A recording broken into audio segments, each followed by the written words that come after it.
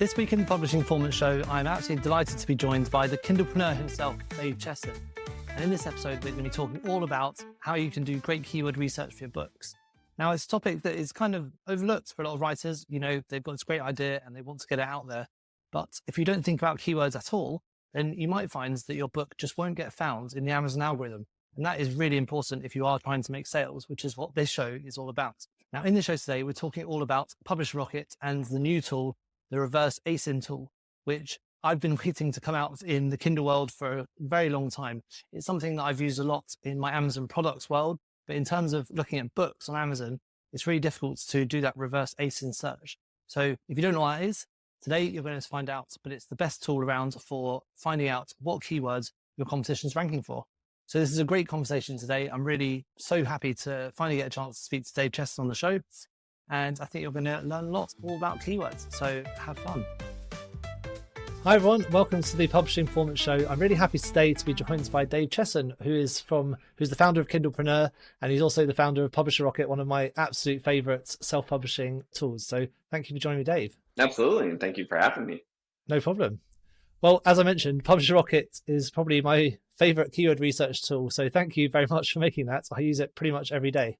Oh, that's awesome. Yeah, me too. Yeah, I think I maybe even use it more than you, so we'll see. But what was it that inspired you to build it in the first place? Yeah, well, back when I started writing, I've grown up with dyslexia, and so I've never thought of myself as this amazing writer, right? And I think one of the issues that I've run into is the fact that I couldn't just sit down and write any story I wanted. I wanted to actually research and better understand, hey, what is it that shoppers are looking for? And maybe I could write for that. Or I had some ideas, and what I didn't want to do is I didn't want to sit down and spend all that time, energy, and money writing, putting together, and launching a book and find out that nobody wants to read it. Nobody's searching for that information. Or, the genre that I'm looking at is like dying quickly. Like, I wanted to have confidence in knowing that there's a hungry market for what I'm doing. I also want ideas on ways to take what I want to do and shift. Well, at that time, there's really nothing out there that helped us. Now, publishing companies have had that information for years. They've always known the trends. They've known what to look for. They understand what people want. They understand what sells well. They have all this data to help them make good financial decisions when it comes to the book world. We self-publishers just didn't have that. We were just left to our own device of, hey, write something, guess, throw it up there, and see if it works. It was like throwing spaghetti on the wall. And for me, I was in the military. I didn't have a lot of time. It's not like I could spend, 10 hours a day writing. My time was very particular. And I really wanted to say that if I was, going downstairs to my office to write my book, I really wanted something. I wanted kind of that confidence of knowing that, hey, I've looked at the business side of this, and that not only do I get to write this fun book, but that I can also expect that all of this time, energy, and money invested into this has a really good chance of working. And so from that point on, I started studying Amazon. I started looking at the market. I come from an engineering and math background, so I was very analytical. I started creating these crazy Google sheets, and calculations that helped to kind of demystify. And finally, I said to myself, man, wouldn't it be nice because, if you try to tell authors, hey, here's a giant, Excel sheet, and you got to fill out all these blocks and all these things come out, it's not going to help. Like, not most people are not like crazy number nerds like myself. They're not going to, a lot of authors would look at that and run the other way and go, you know what, I'll go back to throwing spaghetti on the wall. So I found a programming team, and I was like, hey guys, look, here's what we've created. Find better ways. And from the day that Publisher Rocket has been created, it's been this constant evolution of, hey, what if we did this, and me as an author constantly saying, okay, Amazon changed this, let's do that. Or, man, what I want most as an author is to know this. Hey guys, let's figure this out. And so it's just been a really fun, wild ride. Yeah, definitely. And one of my favorite things about Publisher Rocket is obviously it is really easy to use, but if you are searching for an idea for your next book and you've maybe come up with some quite broad concept, so say you're thinking about childcare or looking after your kids or something like that, you can type in quite a broad keyword and it will give you further keywords that you can then go and research and find more information about, such as like how many people are searching for them. Absolutely. Like a But great example of that was a while ago when I was looking at books, Evernote was really hot. A lot of people were writing books on how to use Evernote. And mm, there was like, I think 42 books out at the time. And I could either because I used Evernote heavily and I had for years. So this was one of those things I'm like, man, I could really teach. I could either try to sit down and I'd have to write the best book out of the 42, the best cover, the best blurb, the best marketing in order to get above them all. Well, when I started, using my process to search, I found that, hey, you know what? People aren't just typing Evernote. There are people that are searching for like Evernote for students, Evernote for authors, Evernote for project managers, Evernote for lawyers.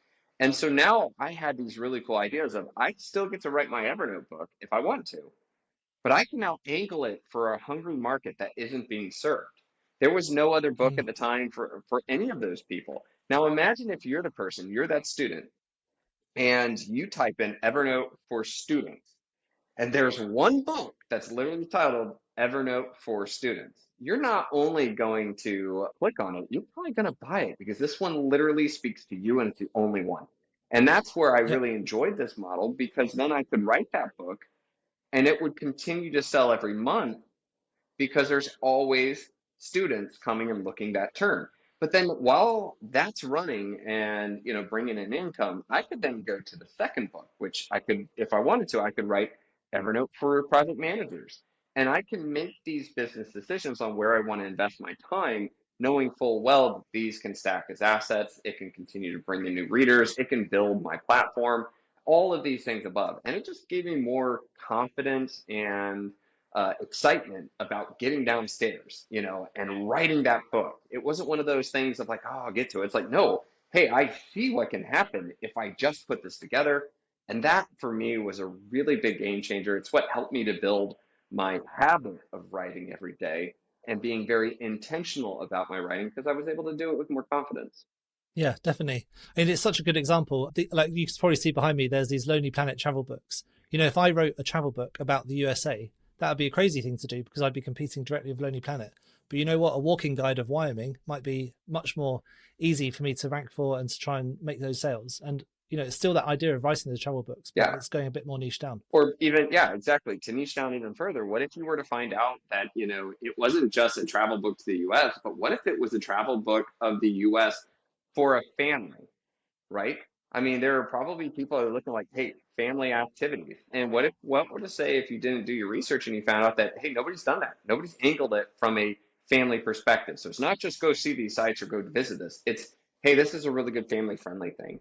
And now all of a sudden you have an angle to be able to write that travel book, but you know for a fact that there really are those people that are typing that in. And like I said, that then gives you an angle to write the thing you want instead of being another loud voice in a giant room full of other loud voices. You can really identify your market.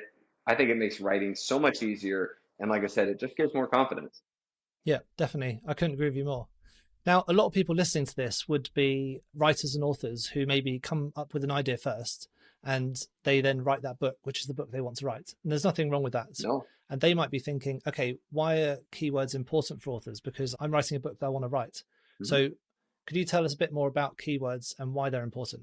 Yeah. So what happens is we have to remember that Amazon is not this human. They can't, Amazon doesn't read every book and then figure it out and be like, this looks like a mystery, but quite frankly, there was a couple of scenes in here that were scary. So we're not going to call it a mystery. We're going to call it a horror. They're not doing that. What they're doing is they created this algorithm, and multiple algorithms, but I'm just going to call it one algorithm for now. An algorithm is going through and it's looking at all the things about your book. We call it the metadata. And it's using that to make calculations on where the book should be seen. So us as authors, and one of the most important ones of all is the 7 KDP keyword boxes. So when you go to publish your book on KDP, they're going to ask you, hey, fill in these 7 boxes with keywords that you want your book to show up for. What they're really doing here is they're saying, hey, please help us to figure out where we should put this book. So you as the author know that, well, no, we're not a mystery book. We are a psychological thriller with elements of horror.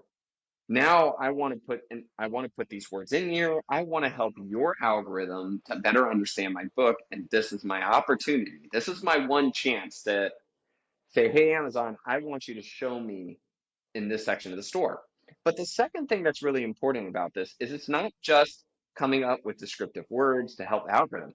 It's you really want to make sure that the descriptive words you use are the words shoppers use when searching for the book.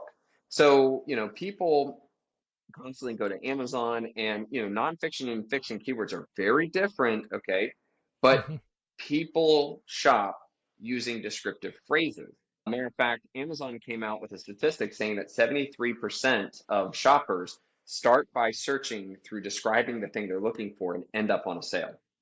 And Right. so the big thing for us is that it's great if you came up with some really cool ways to describe your book or what your book does or what it covers, but and Amazon's like, okay, great, we'll put you over here. But what they could have put you in is a dark alley, a dead end. But instead, there's ways that the shoppers are describing the book. And now, if you know what they're saying and you know fits your book, you can then have your book in front of the right people. So, getting your keywords is a very important step to ensuring that not only your book is put in the right spot, but it's the right spot where people are looking for your kind of book. This helps not only increase your sales across the board, but it really gets your foot in the door with having a good relationship with Amazon.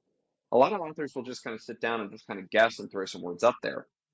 Like this is, not preparing for a test. You don't just walk in on a test and just start circling, some random answers. You prepare for it and try, frankly, making sure that you have those phrases is setting yourself up for being able to pass that test with flying colors.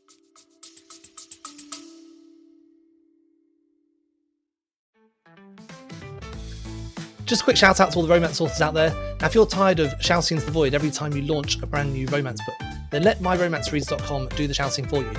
They have a list of over 18,000 romance readers who love getting books when they're on discounts or on the free promotion. And it goes into their inbox every single day. It's got an amazing open rate, and every promotion gets on average over 600 clicks. That's a lot of new readers for your new series of romance books.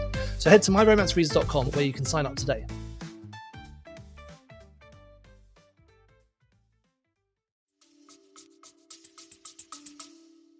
Right, okay. No, that makes perfect sense. I mean, I always thought of keywords, especially as with non-fiction books. People are generally searching for a problem that they want to fix. So finding those keywords is what are people looking for and what's the results you're going to give them in order to fix their problem. Yeah. But for fiction books, it's probably slightly different because I used this example in a previous episode, but people don't necessarily search for a story about dogs. They might search for something different, and the book just happens to include dogs. So how do the keywords work a bit more with the fiction books? Well, let me start by going back to nonfiction and fiction for the types of keywords. Let me Sure. break that out just a little bit more for the listeners, and then what I want to do is kind of talk about the path by which shoppers shop. Okay, and I think this will give us a better understanding of the entire process. So the first thing is that nonfiction isn't just about the problem. It is definitely how shoppers describe the problem, but it's also how they describe the solution. It also includes what I call agitators, and it includes like the demographic. Okay, so sometimes it's all four things, sometimes it's one thing, sometimes it's a combination. So, for example, the pain point, or how you describe the problem. Oh man, I need to, like I'm overweight, or oh my gut is huge, right? So it's large gut, or my problem is lose weight. Now let's go to solution. The solution is look great. Beach body. It's what is the solution I want? It's not that I'm mad that I've gained weight because I ate too much at Aunt Edna's Rice Krispie treats that she keeps sending over for the kids, and Dad just keeps eating them. Okay, but it's well, why am I working out? Am I working out? Am I trying to lose weight because I want to look good? Am I going on a date? Am I going to the beach and I want to look great for the summer? Like all these things. How do you describe a solution? So again, problem, how you describe the problem, how you describe the solution. What I call an agitator is something that kind of like increases the hype of it. Okay, so like for example, lose weight fast, beach body in 10 days, 6 minute abs. It's the 6 minute, it's not the abs. It's the, fast. It's not the nothing. And so you can look at ways that people can agitate or increase the stakes by putting in a word or two. Okay. And then finally is demographics. We've talked about this a little bit. Like, for example, we talked about Evernote, right? The problem is people want to learn Evernote, okay? Their solution is they want a more efficient and effective writing manner, using Evernote. Their agitators learn Evernote fast. But when it comes to the demographic, we said for students, for lawyers, for project managers, it's where you can have this one final moment of you've discovered a really cool topic, and then you can specifically angle it to one specific market. And so you can have, again, like I said, a combination of the four or a single, but that's the nonfiction. And again, it's those four. With fiction, on the other hand, it comes down to how we describe the story. Okay. So the fiction keywords include time periods and settings. Okay. So that's like, is this Victorian? Is this ancient? Is this modern? The word we use for the setting is really key in the visual moment that it gives. So, or excuse me, time periods, I said there. For settings, it's like, Caribbean, or is it Alaskan? Is it wilderness? Is it, concrete jungle? Again, where's the story? On the prairie, in the West, in the desert? Like all these things really add to the story. So again, time settings and periods. The next thing, or the next thing is the main character, okay, character roles. So who is your main character? There's something about them, right? Are they a lonely gamer? Are they a single mother? Are they a maiden in distress? But again, we're adding to the element of the story. The next is this, what I call I call it the catalyst, right? So what kickstarts the story? Is it, like if we go to the single mother, like what is it that the catalyst is that it was an abusive, spouse? And it was a one final moment where that particular person was hospitalized and came to realization. If it's an apocalypse, was a catalyst a zombie apocalypse, a disease? Was it, again, what started it? The story might not be about the catalyst, but it's important to know. Was it a plane crash that caused them to be stranded on an island, right? Or was it a sunken ship, right? These all play into that.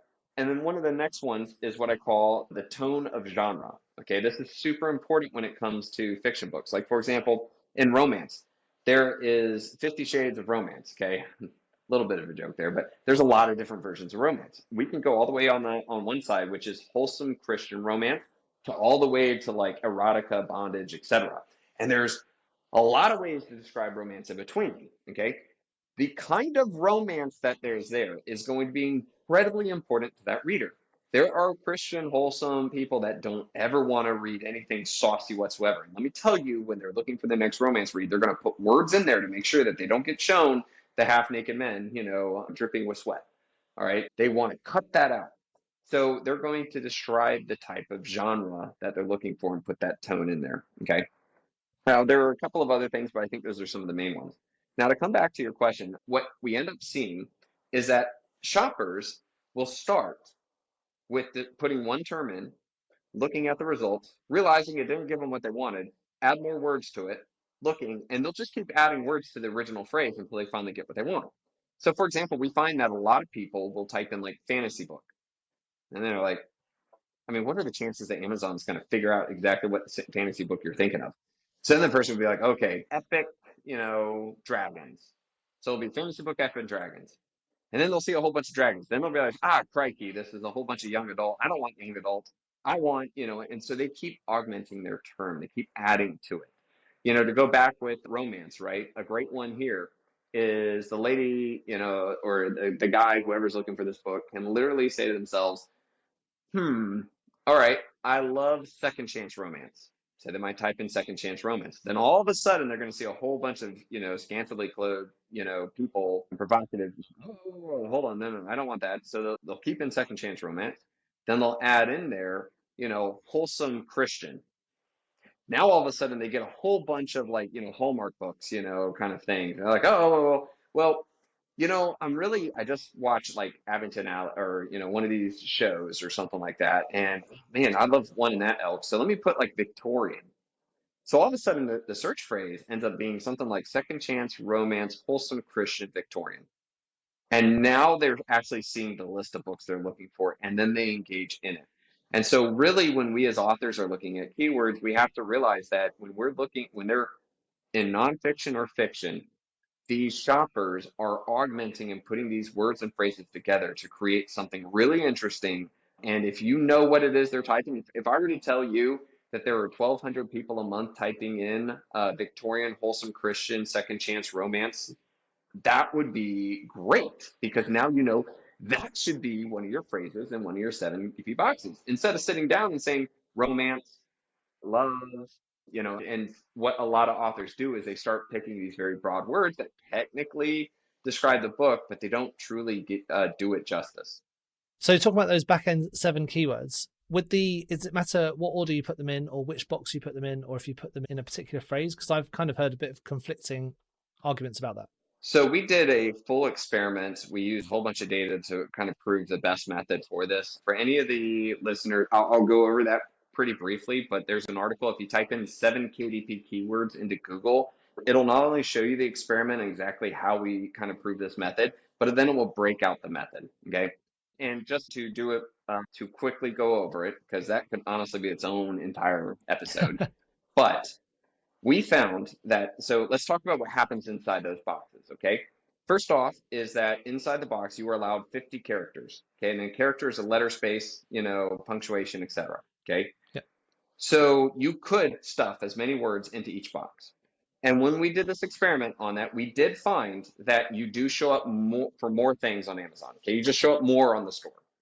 But what we also found was you don't rank as well, okay, as you could if certain words or phrases were just succinctly in one box. And what we call that is kind of like keyword density. You dilute the density of your intentionality by putting too much in there, okay?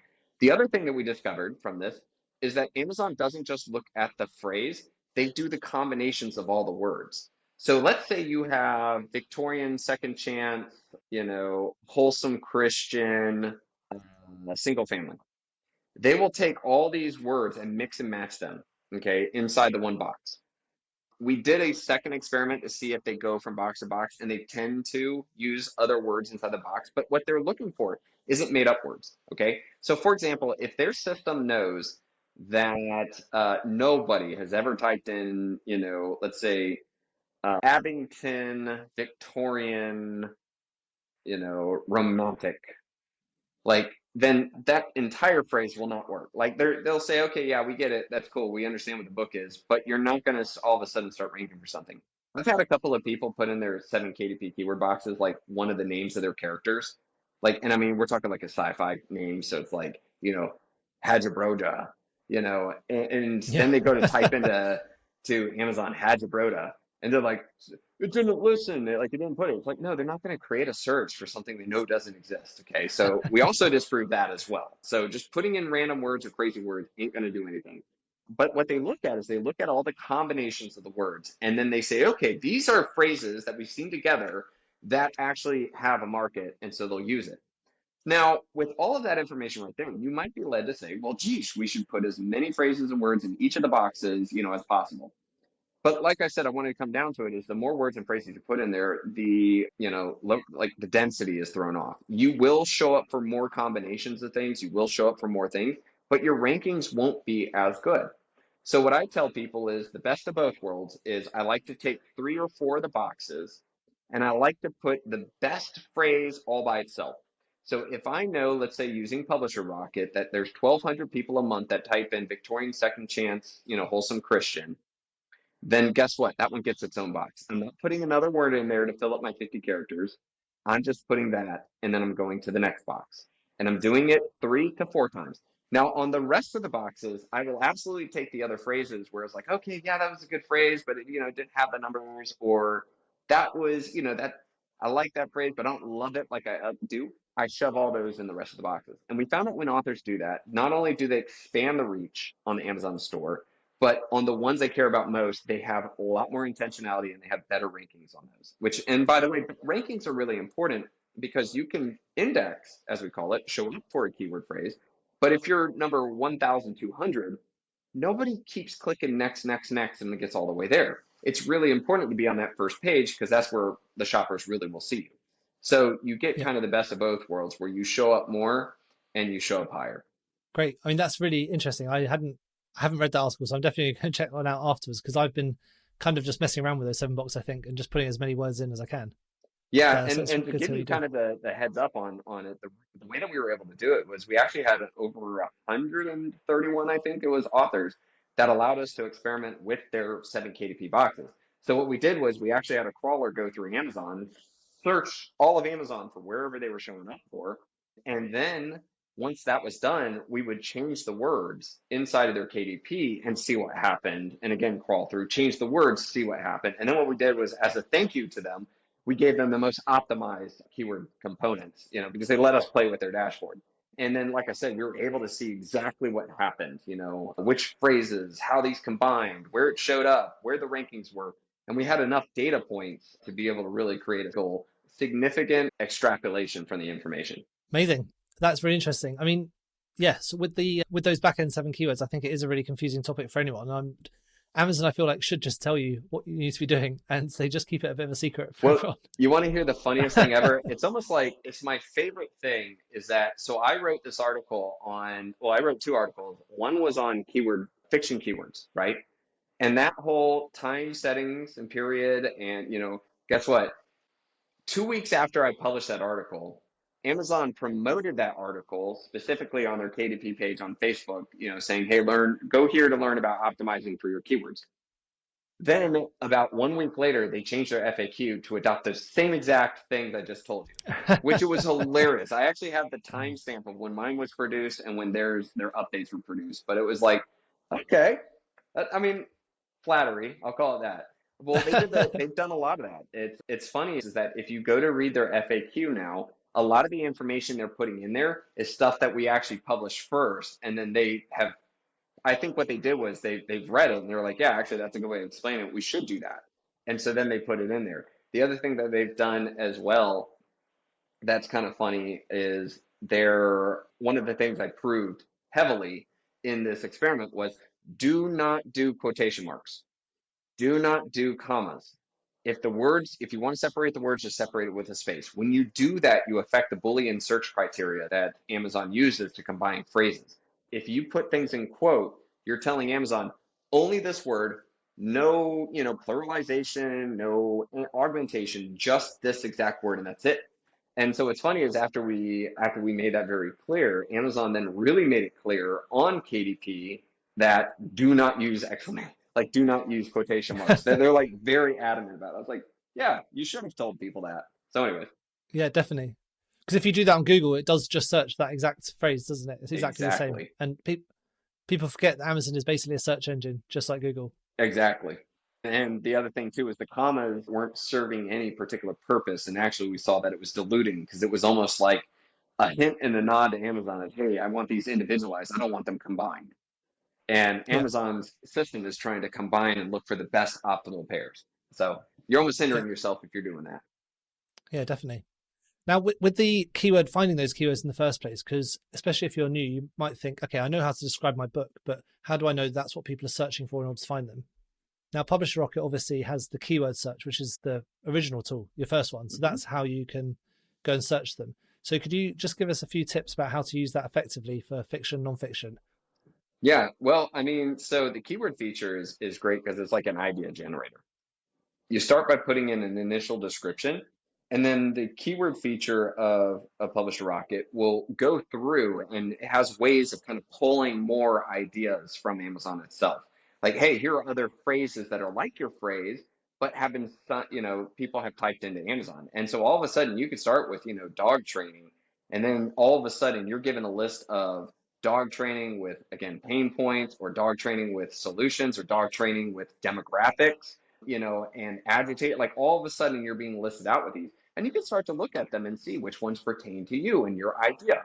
Or maybe you're just saying, I want to write about dog training, but I want an angle. I want to be able to, do this. And so as you're analyzing, you're seeing all the searches. You're also seeing the competition. And so we help you with that kind of decision of, hey, this is great search and this is low competition. This is an opportunity. So you might end up writing a dog training for Shih Tzus because you found out that apparently not many people have written about the Shih Tzu, and the poor Shih Tzu, owners are like constantly looking for they're, a training book just to deal with the Shih Tzu's personality.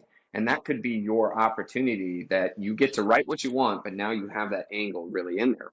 Or maybe, one of the examples I love bringing up too is that there was somebody that I worked with, and this particular person was writing a book on how to sell art. I do not have permission to use their name in this particular thing, but then again, if you just Amazon search how to sell art, I'm pretty sure you'll figure out which one we're talking about. This book, when I was talking to the author, was actually getting a lot of like negative reviews. And this author was kind of miffed about that. Like, I don't get what's going on. Well, when I did the keyword research, I found out that there were more people on Amazon typing in how to sell art online than just the phrase how to sell art.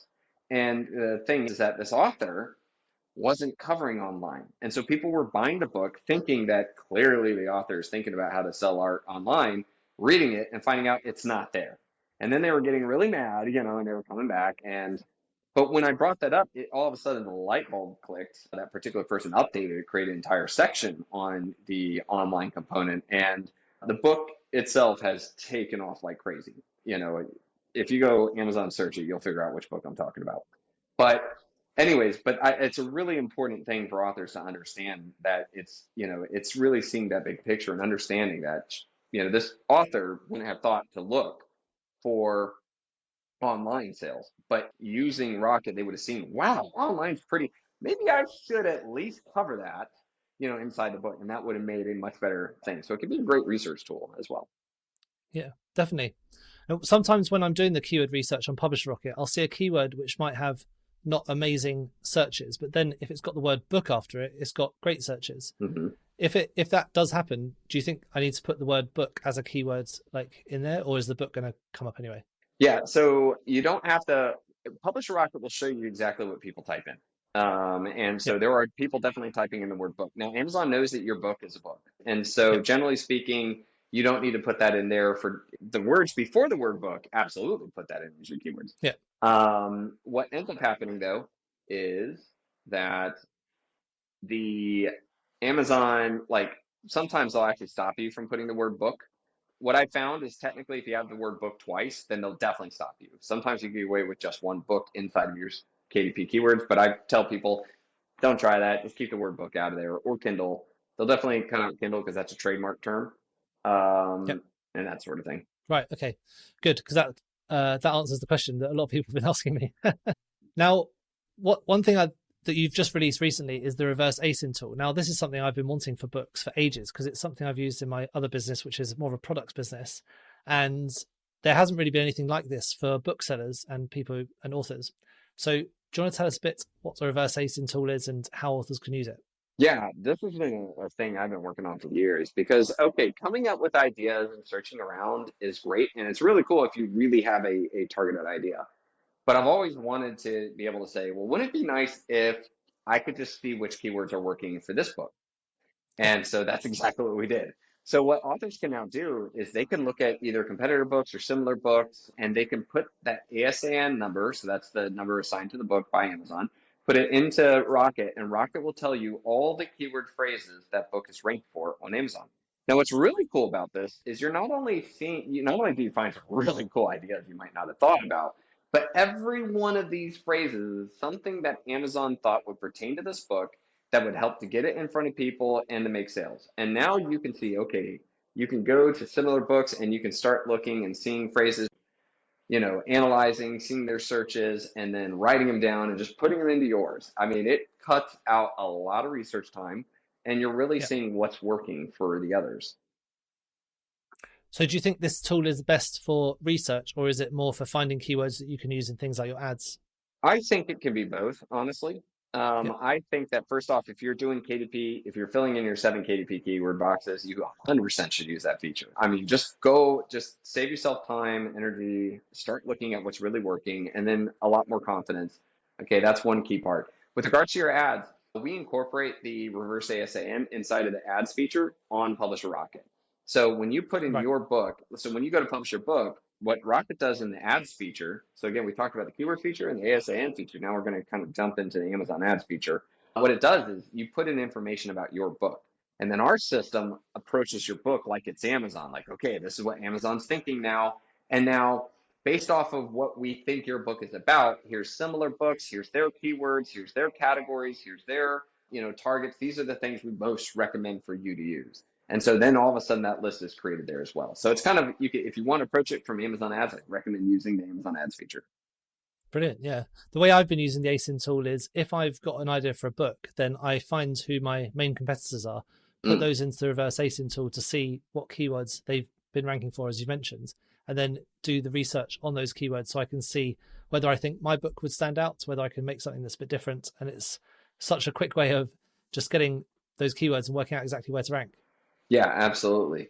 So just for the last thing, so when authors are doing the research of these keywords and looking at their competitors, are there any particular key metrics that they should be paying attention to when trying to make a decision whether a book's worth pursuing or not?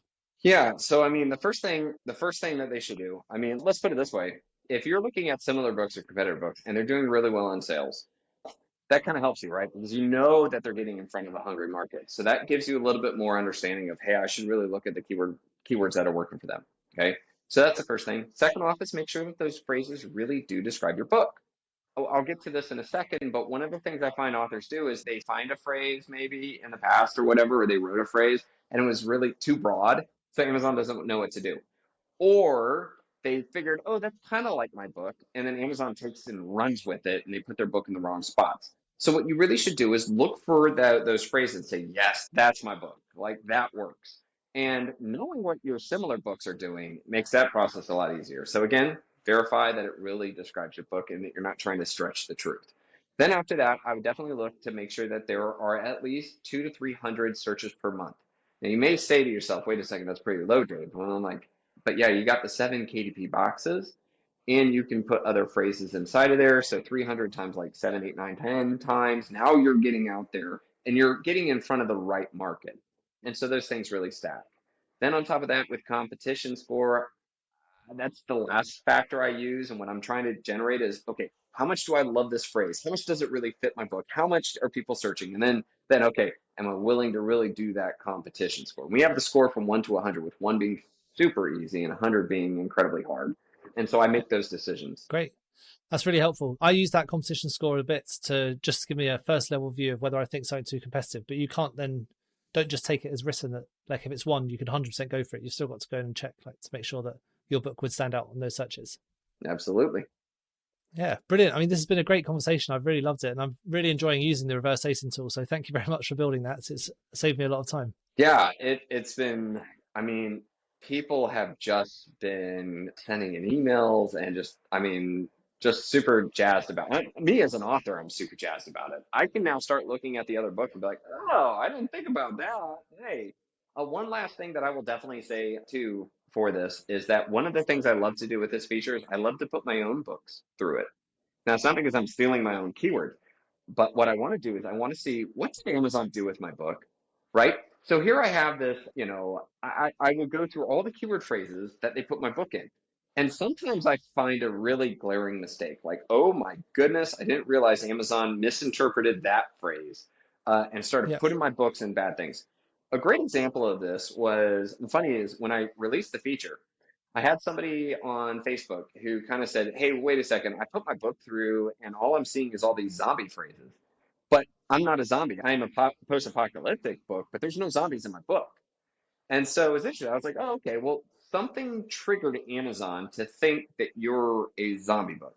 So she posted the book, and then it was, funny, not funny, but everybody went to read the book description. And the responses back on it was like, wait, your book wasn't a zombie book?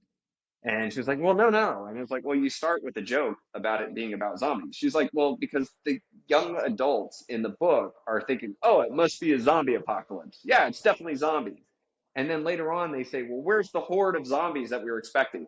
I'm like, that. And then when we looked at the keywords that she used, she had chosen ones that are very close to like, zombie related terms. So Amazon's looking at the book description, they're looking at the 7 KDP keywords and like, oh, must be zombies.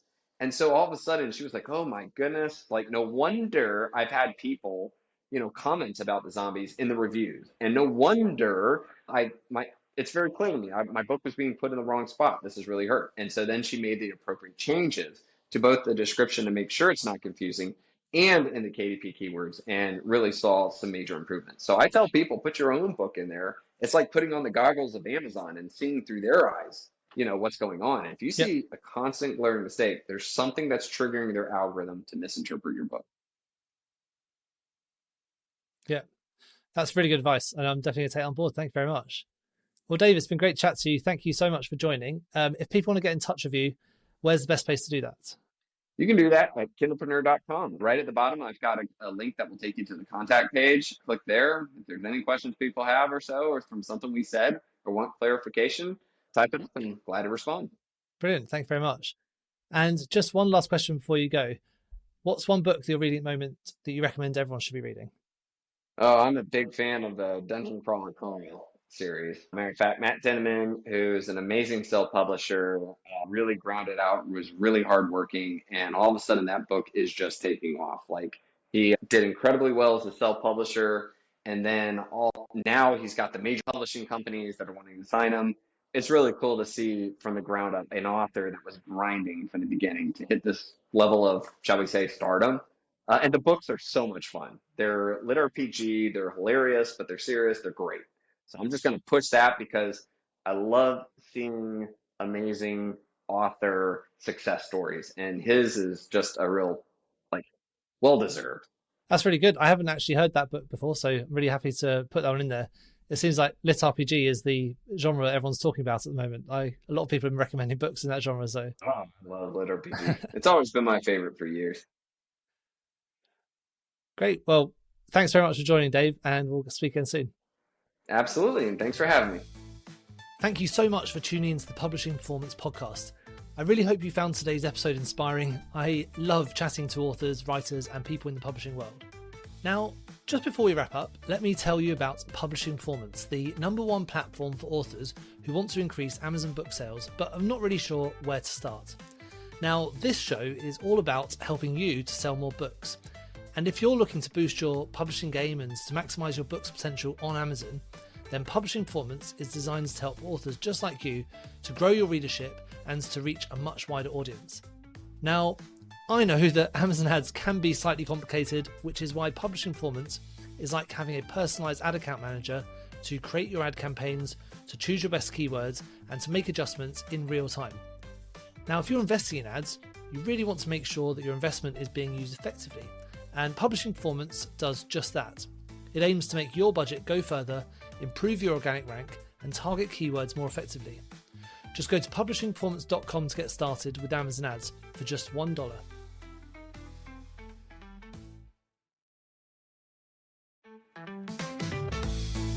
Thank you so much for tuning into the Publishing Performance Show. I really hope you found today's episode inspiring. I absolutely love chatting to authors, writers, and people in the publishing world. Now, just before we wrap up, I want to tell you about our Publishing Performance Starter Packs. These are curated episodes and collections organised by topic that makes it super easy to find the exact content you're looking for.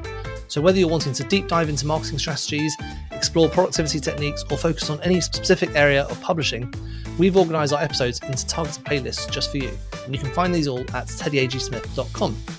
And also, whilst you're here, let me tell you about Publishing Performance. It's the #1 platform for authors who want to increase Amazon book sales but aren't really sure where to start. Now, this show is all about helping you to sell more books, and if you're looking to boost your publishing game and to maximise your book's potential on Amazon, then Publishing Performance is designed to help authors just like you to grow your readership and to reach a much wider audience. Now, I know that Amazon ads can be slightly complicated, which is why Publishing Performance is like having a personalised ad account manager to create your ad campaigns for you, to choose your best keywords and to make adjustments in real time and to optimise them over time to save you money and to make more sales. Now, if you're investing in ads, you really want to make sure your investment is being used effectively, and Publishing Performance does just that. It aims to make your budget go further, improve your organic rank, and target keywords more effectively. You can get started with Amazon ads for free for 30 days at publishingperformance.com, and there's a link in the show notes to get that free 30 days trial.